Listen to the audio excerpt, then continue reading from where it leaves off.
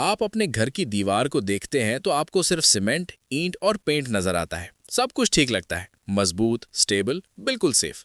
लेकिन जरा सोचिए, क्या वाकई ये दीवार इतनी सिंपल है? दोस्तों, कई दफा इन दीवारों के अंदर एक ऐसी दुनिया चल रही होती है जिसका आपको अंदाजा भी नहीं होता। एक ऐसी दुनिया जहां लाखों छोटी मखलूक एक सिस्टम के साथ रहती है, काम करती है और धीरे धीरे उस चीज को खत्म करती रहती है जिसे आप अपना घर कहते हैं। ये कहानी है दीमक की। दीमक, जिसे इंग्लिश में टर्माइट कहा जाता है, साइज में छोटी होती है लेकिन इसका असर बहुत बड़ा होता है।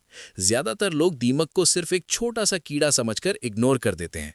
लेकिन दोस्तों, जब तक आपको पता चलता है कि ये आपके घर में मौजूद है, तब तक ये अपना काम कर चुकी होती है ना इंटरेस्टिंग?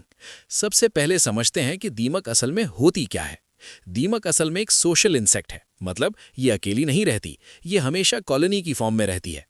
एक कॉलोनी में हजारों नहीं बल्कि लाखों दीमक हो सकती हैं और हर दीमक का एक स्पेसिफिक रोल होता है, बिल्कुल उसी तरह जैसा किसी शहर में होता है। इस कॉलोनी के अंदर डिफरेंट टाइप्स की दीमक होती हैं। सबसे इंपॉर्टेंट होती है क्वीन। क्वीन दीमक कॉलोनी का सेंटर होती है। इसका काम सिर्फ एक होता है और वो है अंडे देना। जरा सोचिए, एक ही दीमक रोज हजारों अंडे दे रही हो। क्वीन के अलावा एक किंग भी होता है। फिर आती हैं वर्कर्स। वर्कर्स सबसे ज्यादा होती हैं और असल काम यही करती हैं। ये खाना ढूंढती हैं, टनल्स बनाती हैं, लार्वा को फीड करती हैं और पूरी कॉलोनी को चलाती हैं। फिर आती हैं सोल्जर्स। इनका काम सिर्फ डिफेंस होता है। अगर कॉलोनी पर कोई अटैक हो तो ये फौरन रिएक्ट करती हैं।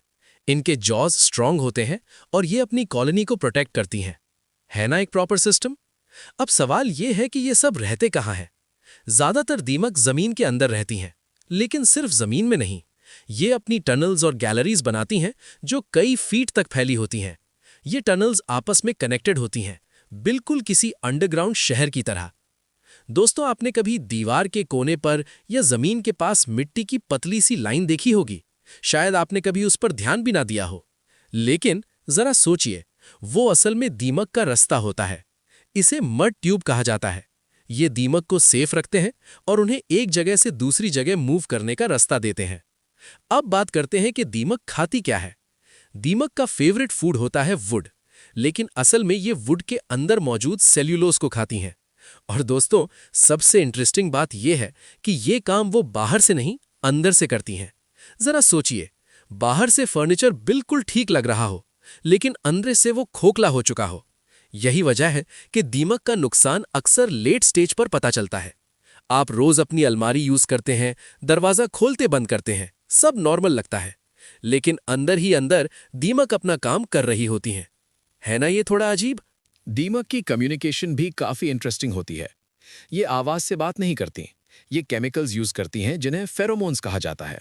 इन फेरोमोन्स के जरिए ये एक दूसरे को सिग्नल देती हैं, जैसे कि खाना कहाँ है, डेंजर कहाँ है या कौन सा रास्ता फॉलो करना है।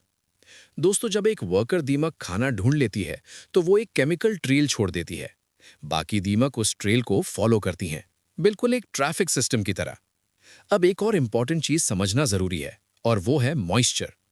दीमक को जिंदा रहने के लिए नमी की जरूरत होती है, इसलिए ये अक्सर उन जगहों पर ज्यादा मिलती है जहां पानी या लीकेज हो। जरा सोचिए, अगर घर में कहीं हल्का सा लीकेज हो तो वो दीमक के लिए परफेक्ट जगह बन सकती है। दीमक की एक और खास बात यह है कि ये कभी रुकती नहीं। इनके लिए दिन और रात का फर्क इतना इंपॉर्टेंट नहीं होता। ये 24 घंटे काम करती रहती हैं। मतलब जहां दीमक हो वहां नुकसान भी लगातार होता रहता है। अब बात करते हैं रिप्रोडक्शन की। जब कॉलोनी मैच्योर हो जाती है तो कुछ दीमक विंग्स डेवलप करती हैं। इन्हें स्वॉर्मर्स कहा जाता है। ये एक स्पेसिफिक सीजन में कॉलोनी से बाहर निकलती हैं। दोस्तों, अगर आपने कभी एक ही दिन में बहुत ज्यादा पर वाली दीमक देखी हो तो समझ जाएं कि आसपास कहीं ना कहीं एक पूरा सिस्टम ऑलरेडी चल रहा है। ये नई जगह पर जाकर नई कॉलोनी स्टार्ट करती हैं और यहां से साइकिल दोबारा शुरू हो जाता है।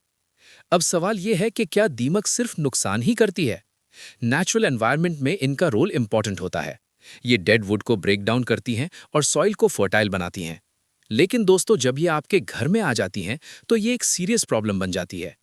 ये सिर्फ फर्नीचर तक लिमिटेड नहीं रहती, ये फ्लोरिंग, डोर्स और कभी-कभी स्ट्रक्चर को भी डैमेज कर सकती हैं। इसलिए अर्ली साइंस समझना बहुत जरूरी है, जैसे कि वुड पर नॉक करने से हॉलो साउंड आना, पेंट का बबल होना या दीवार पर मड ट्यूब्स का नजर आना।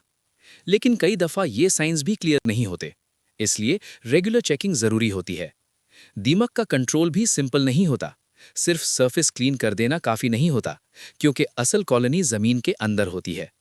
प्रोफेशनल ट्रीटमेंट में केमिकल्स यूज़ किए जाते हैं जो दीमक के सिस्टम को डिस्टर्ब कर देते हैं। धीरे धीरे ये पूरी कॉलोनी को अफेक्ट करता है। आखिर में दोस्तों, ये बात समझना ज़रूरी है कि दीमक एक साइलेंट सिस्टम है। ये आवाज़ नहीं करती, ये नज़र नहीं आती, लेकिन इसका इम्पैक्ट बहुत रियल होता है। और जब तक आपको इसका पता चलता है, तब तक ये काफ़ी आगे बढ़ चुकी होती है। तो ज़रा सोचिए, क्या आपका घर वाकई उतना सेफ है जितना आप समझते हैं? अब मुझे कमेंट में ज़रूर बताएं कि आपने कभी अपने घर में दीमक देखी है, और अगर देखी है तो आपने उस वक्त क्या किया। और अगर आपको ऐसे ही हिडन और इंटरेस्टिंग फैक्ट्स पसंद हैं, तो अनसीन ट्रूथ्स यूट्यूब चैनल और फेसबुक पेज को फॉलो करना ना भूलिए, क्योंकि यहाँ हम वो बातें शेयर करते हैं जो आम तौर पर नज़र नहीं आती।